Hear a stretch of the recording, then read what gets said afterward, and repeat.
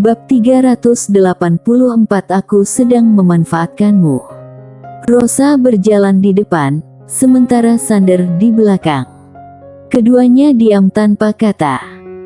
Beberapa waktu berlalu, mereka pun tiba di depan sebuah hutan belantara yang tinggi dan rimbun, seolah sudah ada jutaan tahun. Setelah memasuki hutan, cahaya seketika menjadi redup, dan udara sekitar menjadi sangat dingin. Sander mengamati situasi di sekitar, ada banyak akar pohon di permukaan tanah. Nona Rosa, di mana ini? Rosa tak berkata apa-apa. Sander menatapnya. Nona Rosa. Rosa masih diam. Sander merasa tak berdaya. Beberapa saat kemudian, Sander akhirnya tak tahan untuk bertanya lagi. Nona Rosa, kita mau kemana? Rosa masih diam dan terus berjalan. Sander berhenti. Kita hampir sampai, ujar Rosa. Kemudian melanjutkan perjalanan. Sander diam sejenak, lalu terus mengikutinya. Beberapa saat kemudian, ia menatap ke arah jauh, di mana terdapat sebuah pohon kuno yang menjulang tinggi, sangat indah dipandang. Sander agak terkesima. Nona Rosa, ini sebuah pohon yang pernah ditanam oleh kakak pertama, diberi nama pohon nyata. Pohon nyata. Rosa mengangguk, dan membawa Sander ke bawah pohon itu. Pohon ini memiliki satu fungsi, yaitu ketika seseorang berpadu dengannya, akan membentuk sebuah pusat energi yang bisa menampung energi spiritual yang tak terbatas, ujarnya. Sander tertegun. Rosa menutup mata dan meletakkan tangan kanannya di pohon itu, lalu mulai mengucapkan mantra kuno. Perlahan-lahan, seluruh pohon itu mulai bergetar, seolah kembali hidup.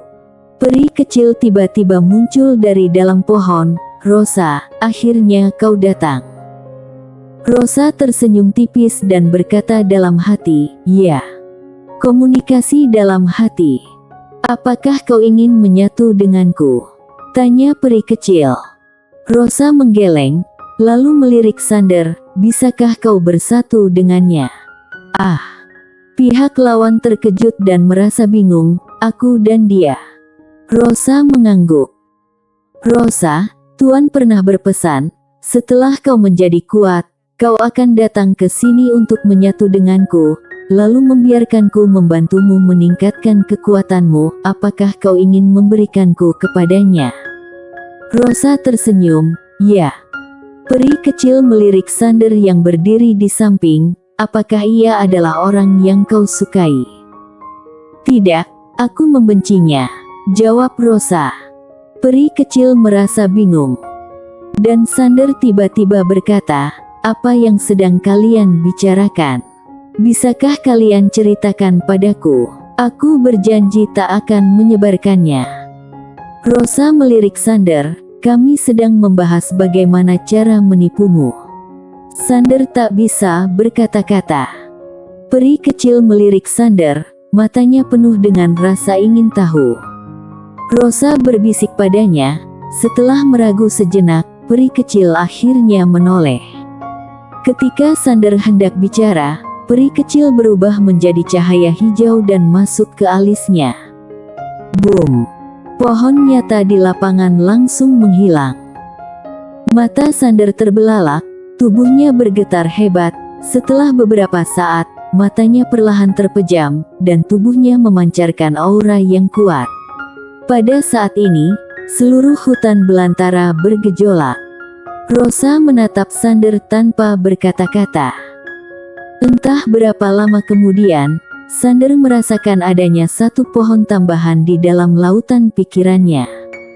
Pohon nyata. Sander menatap Rosa dengan terkejut, dan Rosa dengan tenang berkata, pohon nyata ini adalah pusat energi keduamu. Dengan adanya pohon ini, kau tak perlu khawatir kehabisan energi Suan lagi.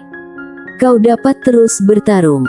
Sander meragu sejenak, lalu bertanya, pohon ini sangat berharga, bukan? tak ingin berutang budi padaku. Sangat mudah, berikan 100 juta esensi jiwa padaku, maka kita tak saling berutang lagi, ujar Rosa. Sander mengeluarkan cincin penyimpanan, namun ketika Rosa melihatnya, tatapannya menjadi dingin. Kemudian Sander menyimpan kembali cincin tersebut. Ia menggeleng, "Nona Rosa, jangan membohongiku. Nilai pohon ini seharusnya jauh lebih mahal dari itu." Rosa menatapnya tanpa berkata-kata. Sander merenung sejenak, "Nona Rosa, aku tak suka berutang budi kepada siapapun. Bagaimana kalau aku melakukan satu hal untukmu? Selama aku bisa melakukannya, pasti akan kulakukan." "Tak perlu." Sander menggeleng, "Kalau begitu aku harus mengembalikan pohon ini padamu." Kemudian ia hendak mengeluarkan pohon tersebut, namun Rosa tiba-tiba berkata, "Pohon ini bisa digunakan untuk menyelamatkan Selin kelak. Kau simpan saja, nanti bisa digunakan untuk menyelamatkan Selin." Sander agak ragu, "Sungguh, aku tak pernah berbohong," ujar Rosa. Sander terdiam. "Apakah kau pikir aku sedang membantumu? Aku hanya memanfaatkanmu," ujar Rosa. "Nona Rosa, aku pergi dulu." Usai bicara Sander berbalik dan hendak pergi. "Tunggu." Sander menoleh, dan Rosa berkata, "Dengan kekuatanmu saat ini, bahkan Kaisar Agung Nasib pun bukan lawanmu. Yang bisa mengancammu hanya beberapa Kaisar Agung dan beberapa roh alam semesta khusus." Sander mengangguk, "Aku mengerti. Pergilah." Sander menatap Rosa, diam dan tak mengatakan apa-apa lagi. Rosa tersenyum, "Apakah kau sedang memikirkan alasan aku membantumu meningkatkan kekuatan?" Sander mengangguk, "Karena aku sedang memanfaatkanmu." Sander terdiam sejenak, kemudian mengangguk dan pergi. Rosa berdiri di sana untuk waktu yang cukup lama. Seorang wanita tiba-tiba muncul di samping Rosa, itu adalah Reni. "Sumber Tao, pohon nyata." Rosa menggeleng, "Aku akan mencari cara untuk memberitahunya kebenaran tentang masalahmu." Reni berkata, "Sekarang ia sangat membenciku. Orang yang ia benci adalah aku," ujar Rosa. Reni hendak mengatakan sesuatu, namun Rosa dengan lembut berkata, "Ayo pergi. Masih ada banyak hal yang harus kita urus. Setelah semuanya selesai, kita sudah harus pergi." Kemudian mereka hendak pergi, namun cahaya pedang tiba-tiba mendarat tak jauh dari mereka. Itu adalah Sander yang kembali. Melihat Sander kembali, keduanya tertegun. Dan Sander terkejut ketika melihat Reni, tak disangka wanita ini ada di sini.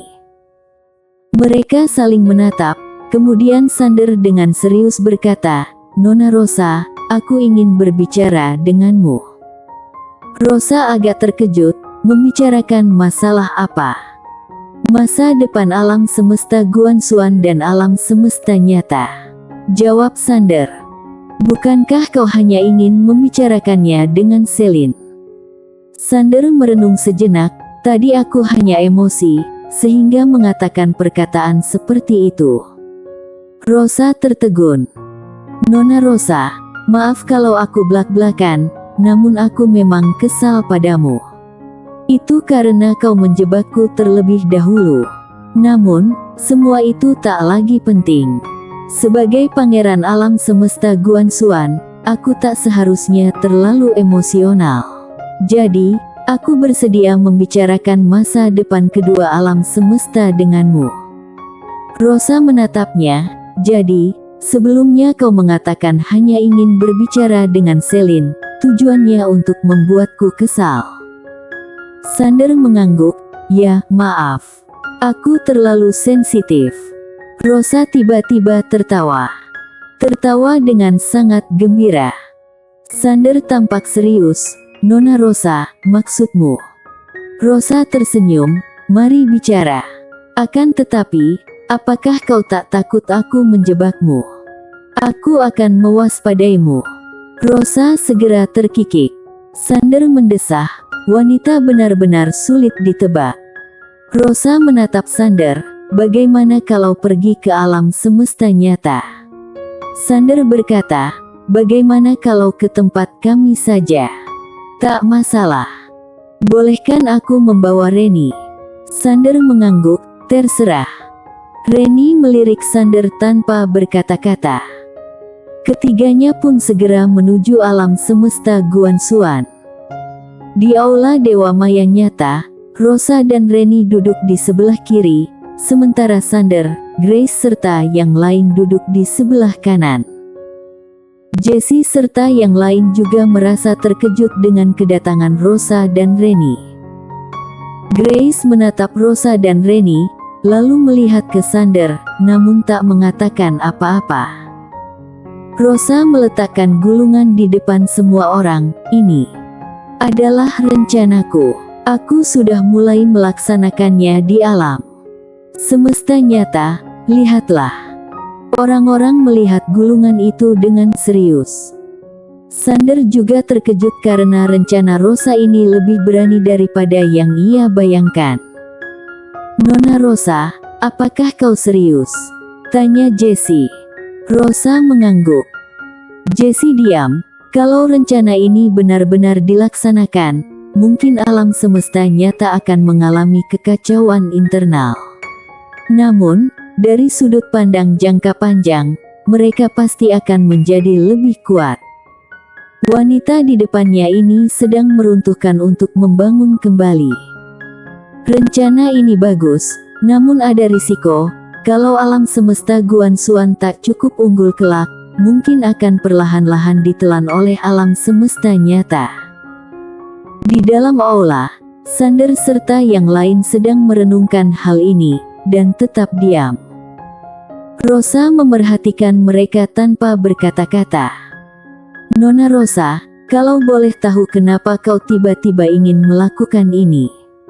Tanya Jessie. Alam semesta nyata ingin berdamai dengan alam semesta Guanxuan. Jessie menatap pihak lawan, kekuatan alam semesta nyata jauh lebih unggul, jadi untuk apa berdamai? Rosa menggeleng, Nona Jessie jangan bercanda. Kalian ada 4 pedang, bagaimana mungkin kami bisa mengalahkan kalian? Tujuanmu bersembunyi di dalam pagoda kecil seharusnya ada 2. Pertama, untuk melihat kekuatan mereka yang sesungguhnya, dan kedua, untuk mencari jalan baru bagi alam semesta nyata. Rosa tersenyum, Nona Jessie sangat cerdas. Jessie melihat gulungan di atas meja, Nona Rosa, kalau kami setuju dengan usulanmu, aku yakin, dalam beberapa ratus tahun, tak akan ada lagi alam semesta Guanxuan, hanya alam semesta nyata. Tentu saja, rencanamu ini sangat bagus untuk saat ini, baik untuk kedua alam semesta, namun ada beberapa hal yang ingin kubicarakan denganmu. Rosa mengirimkan pesan suara dengan energi Xuan kepada Jessie. Perkataannya membuat Jessie terkejut. Baiklah, alam semesta Guanxuan akan bekerja sama dengan kalian. Semua orang terkejut. Bersambung.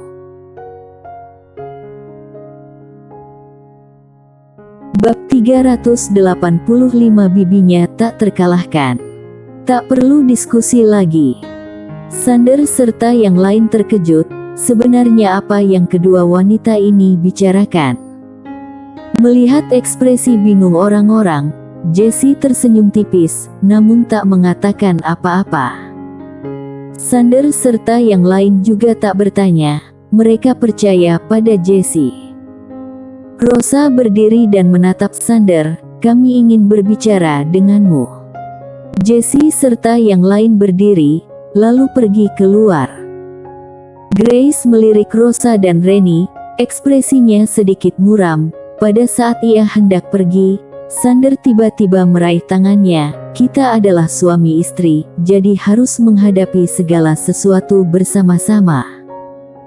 Grace segera merasa ketidaknyamanan sebelumnya sirna. Apakah aku orang yang cemburuan?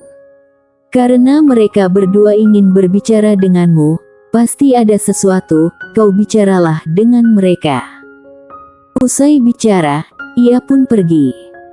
Hanya tersisa 3 orang di dalam ruangan. Rosa dan Reni menatap Sander. Hal itu membuat Sander merasa agak canggung. Nona Rosa, katakan saja yang ingin dikatakan. Kalian bisa mengobrol berdua. Kemudian ia pergi ke samping dan melihat beberapa gulungan, namun matanya sesekali melirik ke arah Sander dan Reni. Mengobrol. Sander tak tahu harus mengatakan apa. Apa yang ingin Nona bicarakan denganku? Reni sedikit terkejut, melihat senyuman Sander, ia merasa sedikit pilu. Sikap Sander membuatnya merasa sangat asing. Reni tahu, kini tak ada yang bisa ia bicarakan dengan pria di depannya ini. Nona Reni, Bella. Apakah ia akan muncul lagi? Sander agak gelisah, bahkan takut. Tuan muda Sander berharap ia muncul. Sander mengangguk.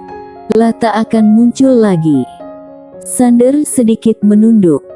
Tentu saja, aku punya cara membuatnya muncul, ujar Reni. Sander segera mendongak. Kalau aku senang, ia akan muncul. Sander mengernyit, apa maksudmu? Reni tersenyum, kalau aku bersedia untuk sementara waktu menyegel kenangan dari kehidupan ini dan membebaskan kenangan Bella dari kehidupan sebelumnya, maka Bella akan muncul. Bisa seperti itu. Reni mengangguk, bisa, selama aku merasa senang. Bagaimana caranya membuatmu senang? Reni mengangkat bahunya, tergantung padamu. Sander tak bisa berkata-kata. Bagaimana aku bisa membuatmu bahagia? Mengarang novel porno untukmu. Sander tahu mereka kakak beradik suka membaca buku-buku kuno seperti itu. Beberapa hari lagi aku akan pergi ke Bima Sakti. Selama waktu itu aku ingin pergi ke suatu tempat. Kau ikutlah denganku, ujar Reni. Sander hendak menolak, namun Reni berkata lagi, ketika aku pergi, aku bisa membuatmu bertemu dengan Bella. Sungguh? Reni mengangguk, aku jarang berbohong. Sander diam beberapa saat, baiklah. Ayo pergi, ujar Reni. Lah langsung meraih tangan Sander, dan menghilang dari tempat itu. Rosa diam beberapa saat, kemudian mendesah pelan, aku selalu melakukan bisnis yang merugikan.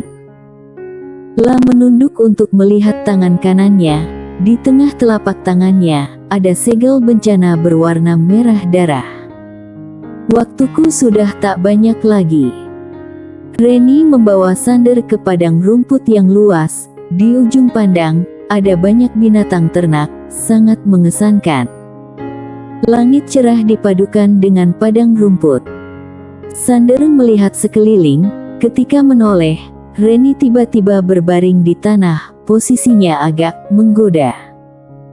Hari ini Reni mengenakan gaun panjang berwarna putih, tubuhnya sangat indah, parasnya sempurna. Matanya sedikit tertutup, dan ekspresinya tampak sangat menikmati suasana di sini. Kemudian ia tiba-tiba membuka matanya, menatap Sander, lalu menepuk sisi kanannya. Sander agak ragu. Aku tak akan memakanmu. Sander masih tak bergeming. Reni menatapnya. Nanti aku akan membuatmu bertemu dengan Bella. Sander pun segera berbaring di sampingnya. Aku sangat menyukai tempat ini, karena padang rumput yang luas dapat merangkul segalanya, ujar Reni. Sander menatap langit biru, perasaannya sangat tenang, seolah teringat sesuatu. Ia pun bertanya, Nona Reni, apakah kau membenci kakakmu? Reni diam. Sebelumnya Rosa pernah bilang, kalian bertiga pernah ada konflik dengannya. Reni mengangguk, kala itu kami berbeda pendapat dengan kakak, namun ia sangat keras kepala, jadi kami bertengkar untuk waktu yang cukup lama, juga mengatakan banyak hal yang menyakiti hati satu sama lain. Kau juga tahu, saat bertengkar, segala macam kata-kata bisa keluar dari mulut. Kemudian ia mendongak dan matanya berkaca-kaca. Sekarang kalau dipikir-pikir, saat itu ia pasti sangat sedih. Kalau tidak, ia tak akan bersembunyi begitu lama. Sander agak penasaran, kalian bertengkar karena apa? Reni menggeleng. Sekarang kau tak marah lagi padanya? Tanya Sander. Setelah bertengkar, kami semua menyesal. Kami semua ingin membantu kakak, berjuang bersamanya melawan malapetaka semesta. Namun, kekuatan kami tak cukup, jadi kami bertiga mulai berlatih gila-gilaan. Namun tak peduli seberapa keras kami berlatih, tetap tak pernah bisa mengejar kakak, juga tak bisa membantunya menghadapi malapetaka semesta itu. Sander merasa kesal, jadi kalian memutuskan untuk menargetkanku.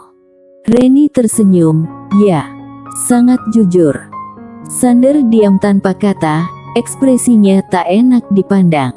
Reni tertawa, saat itu kita adalah musuh, jadi itu adalah hal yang wajar, bukan? Sander mengangguk, sekarang kita juga musuh. Reni tiba-tiba meraih tangan Sander, tatap mataku. Sander menoleh, jantungnya tiba-tiba berdegup kencang ketika melihat wajah cantik di depannya. Ia hendak memalingkan wajahnya, namun ditahan oleh Reni. Jarak keduanya sangat dekat, bahkan bisa mencium napas masing-masing. Kau, apa yang kau lakukan? Reni menatap Sander, apakah kau merasa merugi tidur denganku? Sander tak tahu harus bagaimana menjawab. Reni kembali berkata, saat itu aku tak memaksamu, kau sangat aktif. Wajahnya tiba-tiba sedikit memerah. Sander mendesah, Nona Reni, aku bukan orang yang sok suci.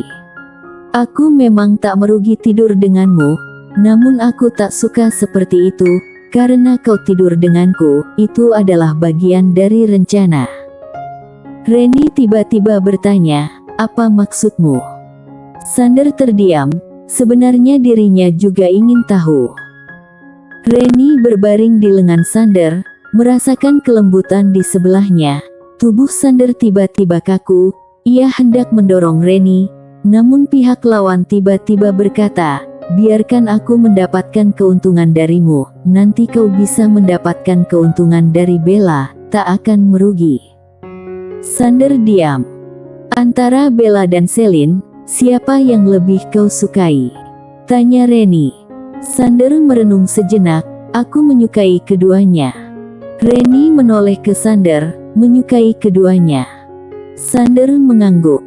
Apakah kau tak merasa dirimu terlalu playboy? Ujar Reni. Sander berpikir sejenak, mungkin karena ayah serta kakekku terlalu playboy, dan hal itu juga diturunkan padaku.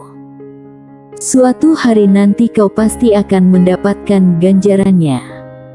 Sander tersenyum, namun aku memang sangat menyukai keduanya, aku tak bisa merelakan salah satunya. Kemudian ia menoleh, kalau hanya bisa memilih satu, kau berharap aku memilih siapa? Itu urusanmu. Aku ingin memiliki seorang putra, ujar Sander. Reni terdiam, ia menoleh, ada kegelisahan di mata cantiknya. Jangan-jangan Sander menyadari sesuatu. Sander berkata lagi, setelah memiliki seorang putra, biarkan ia mewarisi alam semesta Guanxuan, sementara aku menikmati hidup. Hahaha. Reni tertawa, apakah kau sedang mengatai ayahmu? Sander mendesah, sungguh lelah, selama ini, aku terus dibebani oleh identitas dan tanggung jawab. Aku adalah tuan muda alam semesta Guanxuan, jadi harus melindungi alam semesta ini. Sebenarnya, aku juga sangat menyukai tempat ini, karena bisa membuat hati seseorang tenang, dan di sini tak ada tanggung jawab, tak ada musuh. Reni menatap Sander, tak mengatakan apa-apa. Sander berkata, semua orang memberitahuku apa yang seharus dilakukan, dan yang tak boleh dilakukan, namun tak pernah ada yang bertanya, apa yang ingin kulakukan. Karena masalah Selin, aku menyadari apa yang aku inginkan. Mulai hari ini, siapapun yang berani menindasku atau melukai orang yang kucintai, aku pasti akan membuat mereka memahami apa itu kekuasaan. La bisa meminta bantuan bibinya yang tak terkalahkan. Bersambung.